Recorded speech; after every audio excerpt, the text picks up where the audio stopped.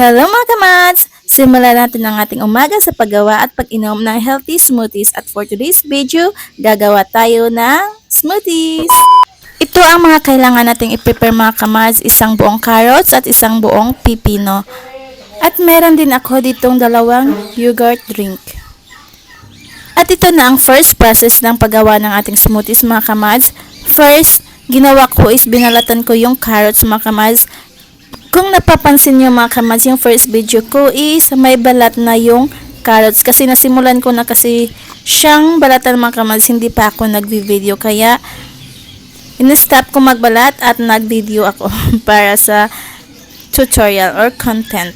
At pagkatapos kong balatan ang carrots mga kamats, sinunod ko na din ang pipino. Same process lang naman ang carrots at saka pipino mga kamats, kaya madali lang ito. Pagkatapos kong balatan ang pipino at saka carrots mga kamats, ay hinugasan ko na ito.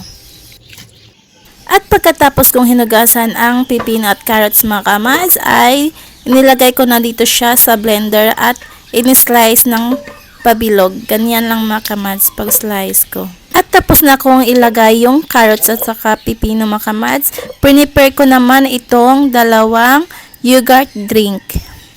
Binuksan ko lang tong dalawang yogurt drink mga kamats at pagkatapos kong buksan ay ready na siya para dito sa blender. At ayan mga kamats, inilagay ko na ang dalawang yogurt drink. At pagkatapos kong ilagay ang dalawang yogurt drink mga kamats, prepare ko na ang blender at i-blend na natin to.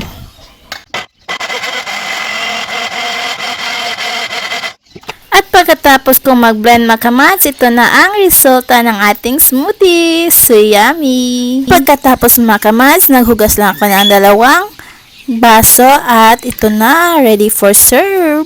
Meron ka ng healthy smoothies na 3 ingredients lang mga kamats at perfect na perfect to ipainom sa mga junakis nyo.